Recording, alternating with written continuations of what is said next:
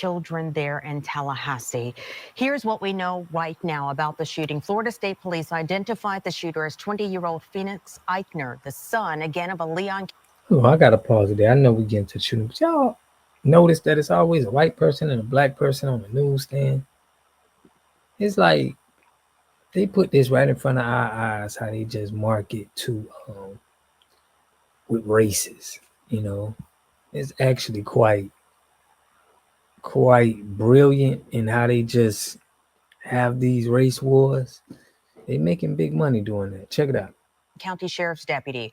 Tallahassee police say they found a weapon at the scene that was his mother's former service weapon, and a shotgun was also found at the scene there on campus, though it's unclear if it was used in the shooting. Eichner was shot but is still alive at this hour in a hospital there in the Tallahassee area. Police say, though, he is refusing to speak with them. That's right. He has non-life-threatening injuries. This all unfolding at the Student Union, the heart of FSU. It's a central gathering place for students. The Student Union, again, in the middle of this. Now, if y'all don't know, he was the son of a deputy. So everybody talking about gun control and all of this, he actually used her weapon. And some people even saying, should she be held accountable for this? Let's get it. Sprawling large campus where more than 44,000 students are enrolled and 16,000 employees. And you have to keep in mind, the shooting started there near the Student Union at 11:50, just around lunchtime, where many people would have been gathered to eat or meet up or go to work at the Student Union. Yeah, Martha, we begin our live team coverage this hour with Channel 9 anchor Greg Warmoth, who is live in Tallahassee. And Greg, as soon as we got word about this shooting, I know you hit the road, headed there, and there is still a large police presence behind you. There is, and I don't know if you can hear this or not, Darlene, but the bells of the Catholic Church are chiming right now on this Holy Thursday. We are right across the street from the Student Union. You may be able to see it over my right shoulder. It has a pointed roof.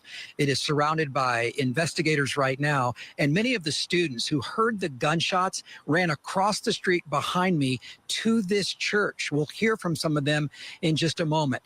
My nephew attends FSU. My son attended FSU. I had nieces that attended FSU, and like many of our viewers, you have friends, family, relatives. This has been a shocking day to think of what happened to this beautiful campus because somebody got a gun and decided to open fire. What was it like at that very moment? One of the students sent me this video.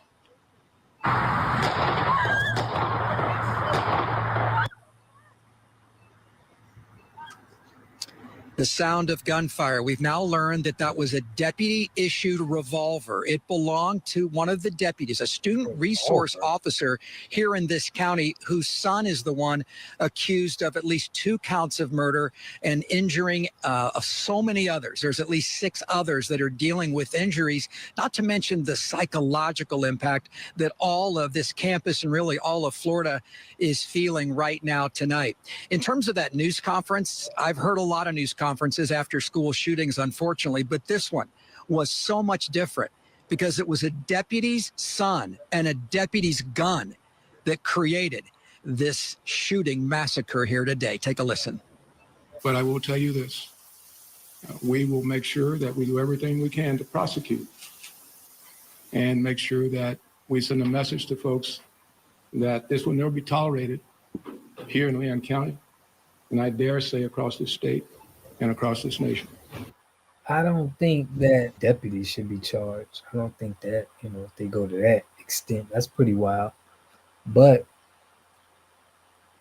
gun laws, everybody is talking about, should guns be legal at school now? Should we all just carry guns? I don't know what they're trying to do, but I do feel like it's a lot of crime in America, and I think crime pays. I think the higher ups, this is good business, okay? People shooting people, crime, poverty, all of this goes hand in hand. In my opinion, somebody's making money. And I just feel like this is not gonna stop. I don't know what's the root of it, but it's just like the war on drugs. You know, drugs just keep coming in. You know, as much as they fight them, it's just too lucrative for the system to make money off of them too. I don't know what it is with kids just shooting up schools, churches, people at grocery stores. This ain't racially motivated, but we've seen stuff in our community that was racially motivated. The other thing about today, no school for the rest of the week, and there's also not a gathering that was called Active Against Hate. Ironically, that was canceled today as well. I bring in our reporter who has been on scene all afternoon. Sabrina Majori is with me. And Sabrina, you've talked with students, and I know that you've heard it in their voices and seen it in their faces, just how scared they were. You can tell from these students how surreal this entire experience has been for them. We heard from students who told us they got an alert that actually blasted on a projector in one of their classrooms. That student told me he was sheltering in a classroom and he used a scissor thinking that that could be his last round of defense. He was terrified. And we know lots of students we spoke to ended up taking refuge at a church right next to the student union. We heard from the father of that church, one of the fathers at that church, who told us there were so many students. He told us he's never seen students that terrified in his life. So it was very difficult for him to kind of describe those events and describe what happened. And again, those students were taking refuge there. And on top of that, we also know that there were some students who were in the Marjorie Stoneman Douglas shooting. We've seen reports on social media that people who lived through that shooting were inside of FSU classrooms during this, when this all happened. One of the students I spoke to also told me he was friends with one of these students who went to Parkland and experienced that. And, it was just very surreal for them, telling us that they're now living through their second mass shooting. Indescribable, really. I mean, you really just see the panic in people's faces, and then everybody's sort of running away, not really understanding what's going on. As far as I understood, a lot of people were saying they thought it was construction at first. It's very hard to decipher unless you've heard a gunshot. You don't really know what's going on. And we heard those gunshots earlier, and I see the tents outside of the church here, the Catholic Church, for their outdoor service tonight for Holy Thursday. And I know that just rings so much more true this Holy Week. How many people were hurt, how many families were hurt, and so many are really fortunate that they weren't injured, because this was a packed place when this shooting happened. Yeah, and the father we spoke to, he runs, the Catholic events at this school. He told me immediately after he ushered the students to safety inside of this church, he immediately started texting so many of his students who he knew he works in close contact with. There's a real sense of panic as people are still, we're not sure who these victims are at this point. That's not been officially confirmed yet. And so a lot of people just still trying to make sure that their loved ones are safe right now.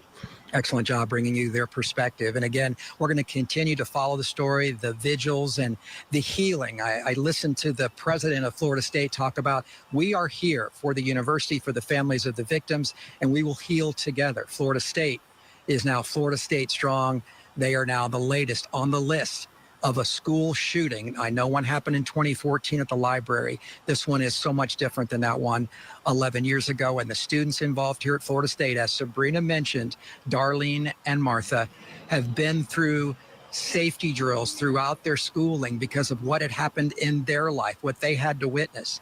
And then as they wrap up their school week, it happened here. Many of them were prepared. They put their hands up. They knew what to do, which in and of itself is good, but it's also bad.